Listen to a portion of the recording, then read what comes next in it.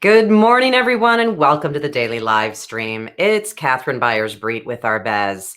So the good news is companies are hiring and interviews are happening. The bad news is great candidates get passed over every single day. Boy, was this absolutely mortifying to me when I first became a recruiter 22 years ago. I'd have a great candidate in front of me, smart, successful, proven track record of success. I'd fall in love with them. I'd do my little checklist of all the technical skills and I'd be convinced they were a great fit. I'd send them off to the hiring manager for the final interview and boom, everything would blow up. And I didn't understand. I mean, after all, I took the job requirement. I went line by line by line to make sure they were qualified. What was happening? Well, what was happening is I didn't understand that hiring somebody is about so much more than just the technical fit. In fact, the technical fit is like your ticket to the dance, getting invited onto the dance floor and invited to the job opportunity is about so much more than just checking those boxes. So I learned it the hard way, and unfortunately at the mercy of a lot of my candidates. It took me a few months to really understand this, and I had to turn to much more experienced recruiters and say, why are my great candidates blowing up in the interview? What is happening? And Scott, one of my favorite coworkers, he was a really like a 20-year recruiter, and he said, here's what you need to understand. Doesn't matter what harebrained, crazy questions they're asking in the interview. There are really just 5 core questions that they've got for you. And if you can understand what those 5 core questions are and prep your candidates to answer those five questions, they can handle anything. Sure enough, I started prepping my candidates and practicing with them, doing mock interviews to get them to answer those 5 core questions, and everything changed. And my success rate went through the roof. And I wound up with a 93% close rate. When I sent a candidate in for a final interview and I'd done all my homework and I'd coached them, I'd prepped them, 93% close rate, which is pretty fantastic. All right, you're probably wondering what those 5 key questions are. I'm going to share those with you. All right, and then I pulled a tool out of our job hunt toolkit online, and it's also in our how to become a highly paid consultant, because these are the 5 core questions. Whether you're interviewing for a full-time role or a project or a contract gig, same 5 core questions. Are you ready? Number 1, can you do the job? Now, before you say duh, let's dig into this a little bit. Just because you have 17 years of financial analyst experience doesn't mean that they know that you can do their job. For instance, what if you've been at huge global companies your entire career in a financial analysis division, and you're interviewing with a startup? They want to know, will your skills and experience translate into their job? Can you do their job? And this is where a lot of candidates miss the boat. They don't think about what the gaps are, the real and perceived gaps. So you really have to do your homework before you go into that video interview or phone conversation to ask yourself, what's the same about this opportunity from all the projects and the jobs I've had in the past? What's the same and what's different? What are they going to be concerned about as potential gaps? You really need to be ready to answer the question, can you do the job? Can you do their job in the way that they need it? Now, it's possible that you've been, a call center rep for 10 years and you're really great at it and you have a great track record of success. But what if they have a new software system that you've never, a new call center platform that you've never worked on before? You may have all the confidence in the world that it won't be a problem for you to learn a new platform, but they don't know that.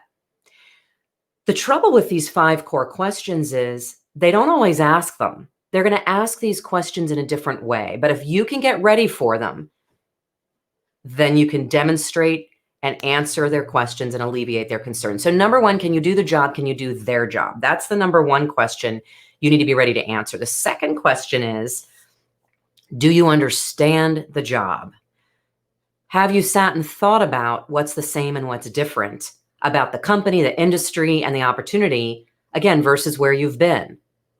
They don't actually care a whole lot about where you've been. They care about, can you do their job in their company with everything set up the way they are? Now, one of the things, do you understand the job? Maybe you've worked in an office your entire career and they want you to work remotely. This is real. This is happening right now because of the situation we're in with the healthcare crisis. So, do you have any experience working remotely? If not, that might be a concern of theirs. So, do you understand what's the same and what's different? I'll never forget, I was interviewing for my first recruiter job. And when I finally got to the final interview, I thought I had it in the bag. Everybody said to me, "We can't wait to work with you." I was young. I was dumb. I didn't understand that I didn't yet have the job. And the VP started grilling me and basically trying to talk me out of the job. And she said, "This is going to be the hardest job you've ever had." And I thought, "Oh, really? Have you been a tour guide in Alaska with grizzly bears? I don't think so. Have you worked with underprivileged kids camping on the Appalachian Trail, taking them rock climbing? I don't think so." So I wanted to get snarky with her. Fortunately, I took a deep breath and let her bark out all of the reasons why this was going to be the hardest job I'd ever done. She was trying to make sure I understood what I was signing up for. Because, and I got to tell you something, that first job in recruiting was the hardest job I'd ever done in my life. It was excruciating, but I didn't know what I didn't know. I'd never been in a recruiting position. I'd actually never worked inside a business, and this was a global company.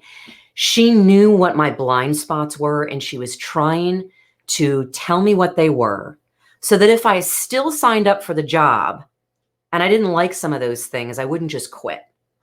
And it was the smartest thing she could have ever done, because I got to tell you, recruiting was the hardest job I'd ever done. I was shocked and mortified at some of the things I was seeing, and I did want to quit. In fact, I drew up a resignation letter 3 times that first year. But because during that final interview, she had really laid out for me what I was signing up for, and I said yes, I couldn't quit. I just didn't have it in me to quit because she told me everything. So anyway, so number 1, can you do the job? Can you do our job? Number 2, do you understand what you're signing up for? Number 3, are you at the right price? Now, again, you might be tempted to say to me, duh, of course they want to know about money. But here's what they really want to know about money. Can they afford you? Can they pay you what you want and what you're worth? And number 2, will you be happy at what they offer you?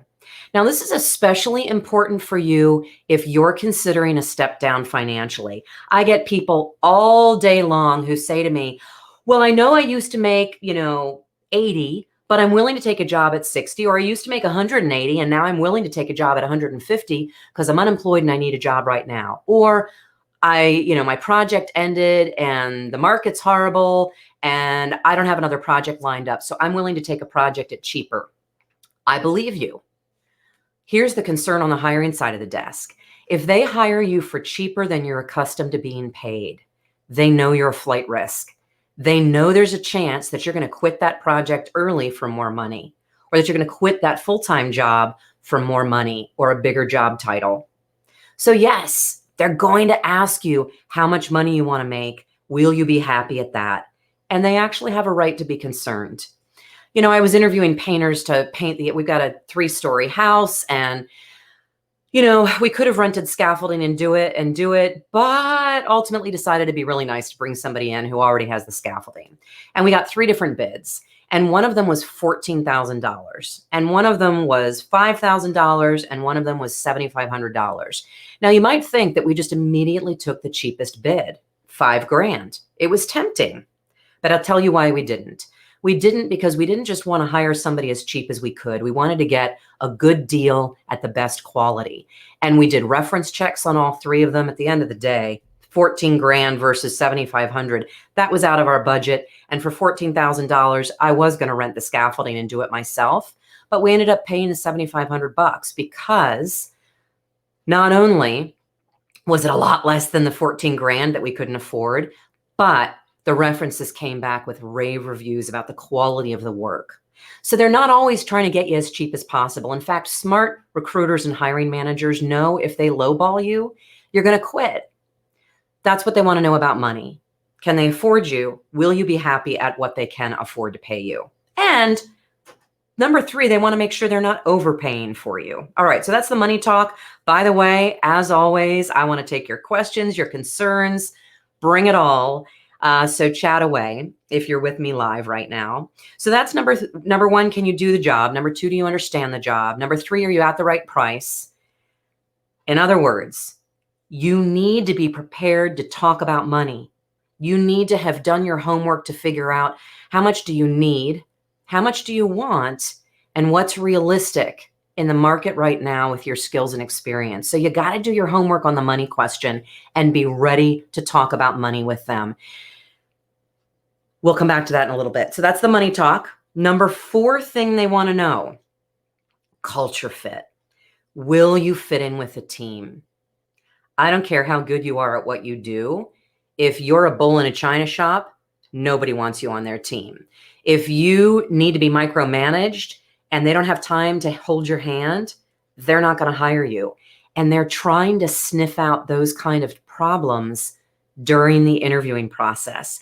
So if they ask you questions like, tell me about your favorite boss, tell me about your worst boss, tell me about your favorite job, tell me about your least favorite job, tell me why you quit this job after 3 months. They're trying to figure out that cultural fit. What kind of an environment, what kind of a leadership style, what kind of a team, what kind of a culture do you thrive in? And they're going to ask a whole bunch of different questions, behavioral questions, to try to figure it out. Very few people quit or get fired because they can't do the job. It's usually that cultural fit thing. So that's question number 4. Will you fit in with the team? Will they enjoy working with you? And will you enjoy working with them? All right. Number 5, and then I see the questions are coming in. Hi, Jordana. Number 5, do you want the job? Now, a lot of candidates, again, freelance contractors and full-time seekers say to me, well, duh, of course I want the job. I'm interviewing for it. Really? Have you ever gone on a job interview for a project or a job you didn't want? I have. Sometimes I do it because I'm curious. Sometimes I do it because I want the practice. Sometimes I do it because I'm thinking, I don't really want that project, but I'd like the money. Let me just explore it a little bit. Candidates are tire kickers, just like sometimes hiring managers and employers are. So, and they know this. If you are in between projects or in between paychecks in any way, shape, or form, if you've been laid off, furloughed, or your last project ended and you're without a paycheck right now, this number 5 question is especially important, and the employers are especially skittish. If they know you need a paycheck right now, they know you're going to be likely to jump at the first job that comes along. That's risky for them. And they're going to push and dig to make sure that you're really excited about their company and their industry and their job. Because even though you might take the job, you also might leave in 2 or 3 months when you find a better opportunity. And that's what they're concerned about. So this number 5 question, do you want the job? It's really important for you to understand. It's one of their 5 core concerns. They want an answer to that question, but they're probably not going to ask you directly.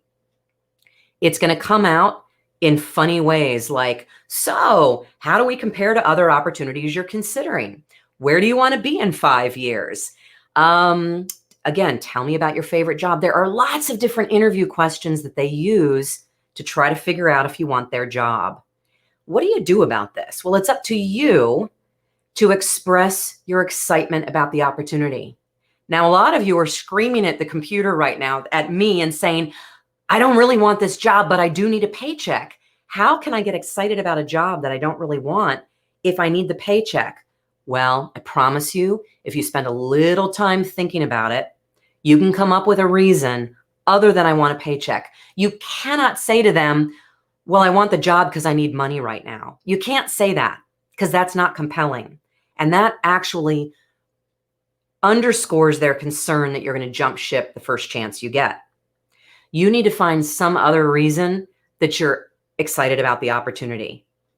And it should be better than it's a short commute. Although that could be compelling, but that's not enough to keep somebody at a company. See, smart recruiters and hiring managers for contract and full-time know that a short commute and good money is not enough to keep somebody in a job. So you need to find other reasons that you can get excited about the company or the industry. And when they ask you, why are you interested in this opportunity? Make sure you have 2 or 3 reasons so that you can convince them that you are really genuinely interested in this opportunity. And please don't say because you need a paycheck, because that is not exciting to them. All right, so questions, comments, Jordana. Yeah. Oh my gosh, Alaska is your home state. I left a hunk of my heart in Alaska. I was in college and I went up there to be a bartender in Glacier Bay. If you know where that is, you got to fly from Juneau or take a boat. So I was a bartender in Glacier Bay, and then I was a tour guide in Denali National Park. Yes, pointing out the grizzly bears, taking people camping and kayaking, which is why I had to watch out for grizzlies. Very fun. I love Alaska. All right, so Ramon, good morning, Ramon. Transformational. Oh, so Ramon, what's the concern on the concern on overpaying, Ramon, is that you're going to jump ship.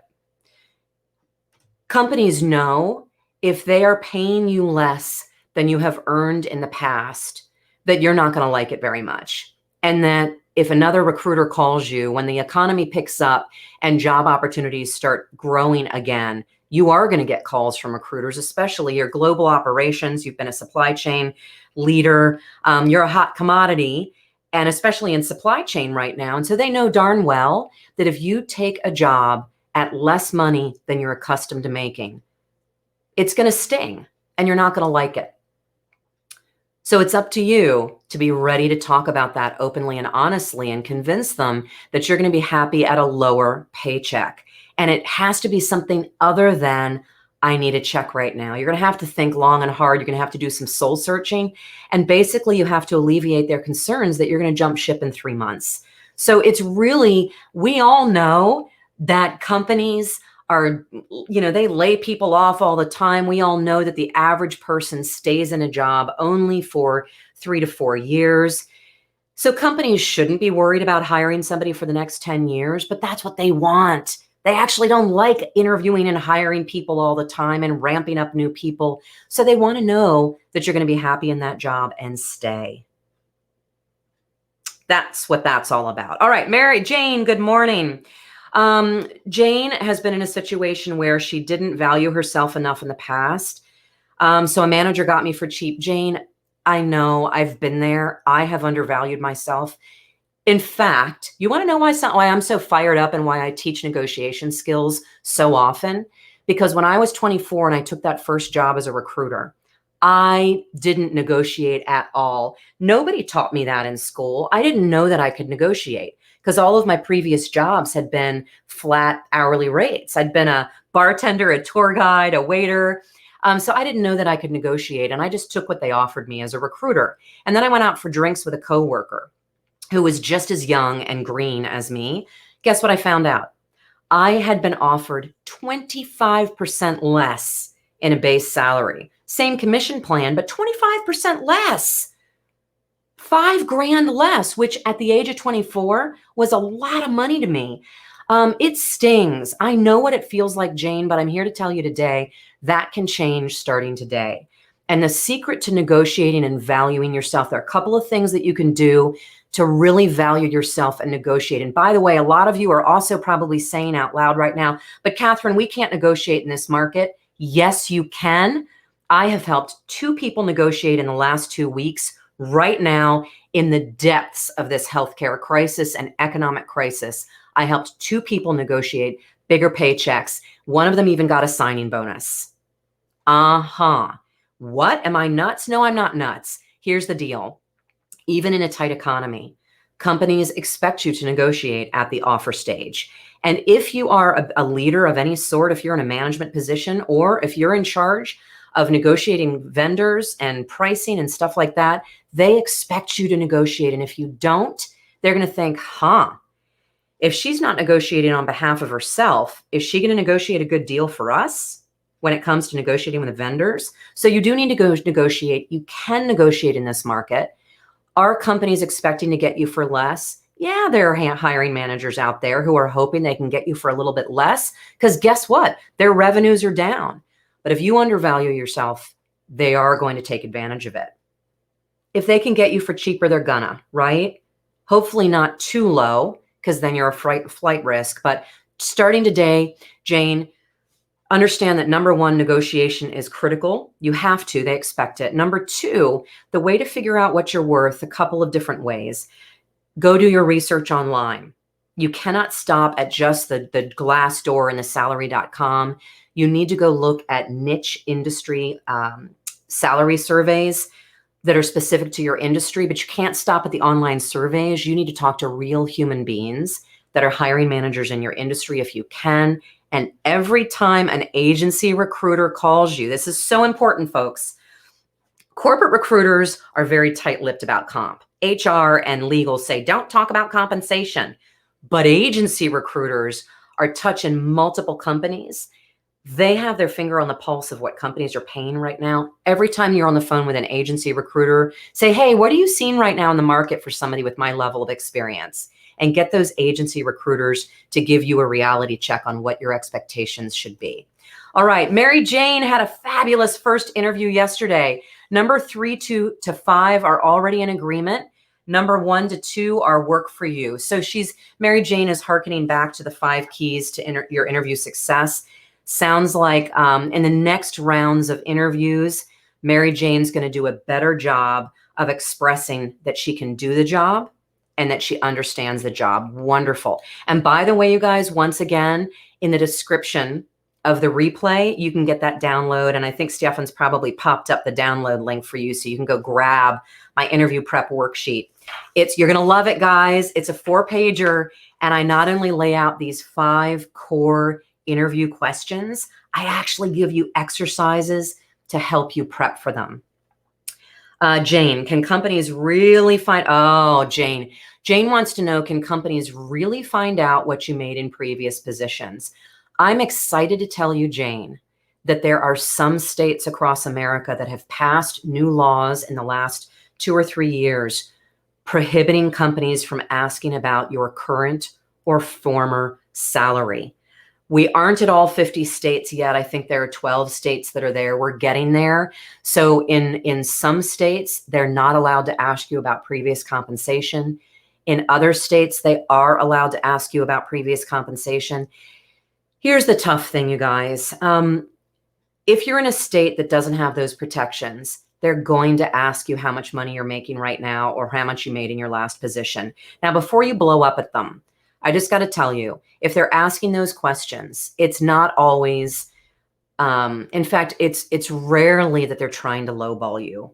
They are trying to make sure that if they extend you an offer, that you accept it. As I said, I had a 93% close rate after my first year in recruiting. 93% of the people that I extended an offer to accepted it. And that was my job as a recruiter, was to make sure there were no surprises. And by the time we came through an offer, that people would accept it. And one of those considerations is, will they be happy with the offer that we can afford to make them? Will they be happy with the compensation? I just helped somebody negotiate a bonus structure. The bonuses were different for him at this new employer, and they were less exciting. It was much more, the bonus was at the new job he just took, was much more dependent on company performance that he had some control over, but he liked bonuses that were largely dependent upon his own individual performance. And so because of the different bonus structure, he negotiated a higher base salary because it was a huge company and he had such little influence over the company performance, especially in this market. So companies that are allowed to are going to ask you about that salary. They want to make sure you're going to be happy at it. You need to be ready for that question. What I'd like you to do is stall at first. And then when you are pushed to answer the money question, I want you to focus on what your expectations are. Try to avoid telling them where you used to be in terms of comp, unless they really, really push you. And I'm telling you, if they really, really push you and you refuse to answer or you get defensive, unfortunately, they will drop you. But you can stall and you can focus on what you're looking for. And here's the language to use. Based on my market research, number one, based on my market research and my conversations with other companies, wink, wink, hey, y'all, you're not the only company I'm talking to. Based on my market research and conversations with other companies, my expectations are in this ballpark. How does that fit with your budget? And then stop talking. Do not say I'm negotiable. Don't say it. That's just giving away the farm. Based on my research and conversations with other companies, these are my expectations. How does that fit with your budget? And then stop talking. All right. Jane found out that a coworker who's not at her level is making a little more than her. And I contracted there 6 weeks before getting the job. So they knew what you were. Yeah. So Jane, you know what? Today is a new day. Today is a new day. And if you're already working there, what I'd like you to do is schedule yourself a 6-month review. I don't know how long you've been there. Schedule yourself a performance review. I don't have time to get into how to prep for that. I got tools online about how to negotiate for a raise. Do your homework, schedule that review, focus first on your performance, what you've accomplished in the last 6 to 12 months. Ask, what are your expectations of me right now? What can I do to just knock it out of the park in the next 6 months to really help pull us through this COVID-19 situation? And then the final piece of that performance review, you're going to ask for a raise. And you are going to have done your homework on the market right now and what other companies are paying for people with your level of experience. And you're going to have to decide politically, is it political suicide to share that you found out somebody else is making more? I probably would whip that out and say, unfortunately, I found out that I am making less than one of my coworkers. I'd really like you to get me up to that same level. Don't lead with the money, but make sure that you nail it at the end of that conversation. All right. So D, money, money, money. Everybody wants to talk about money. D wants to know, in the last couple minutes here, she tried to negotiate at a Fortune 5 company and was told the offer was set and they had to reopen and go back to the executive. Okay, so D, here's the deal. Sometimes you are going to counter, you're going to negotiate at the offer stage, and they're going to say to you, the offer is firm. You are going to be quiet. First of all, you're going to get ready for that negotiation. I've got a negotiation prep worksheet too. You are going to prepare for that conversation. You're not going to make it just about the money. You're going to figure out what your top 3 priorities are, and you're going to negotiate on those 3 things. You're going to ask for those things, and then you're going to be quiet. And if they say to you, this is set, we don't negotiate at offers, say, well, I'd really appreciate you checking in with the hiring manager on this. Bite your lip, resist the urge to say, okay, and let them squirm. At that point, you are their number 1 candidate. They do not want to go back and interview other people. They don't want to let you go. Sit, be quiet, and let them squirm and see if they'll go and negotiate. I have sold consultants and full-time employees to tons of Fortune 5 companies who said to me, non-negotiable, who were then willing to go and negotiate. Sometimes it's black and white. A lot of times they will negotiate. The other piece of that, I don't have time to dig into it, but if nobody's talking about money until the offer comes, that's a problem too. I don't want you to ask about money in the first interview if nobody brings it up.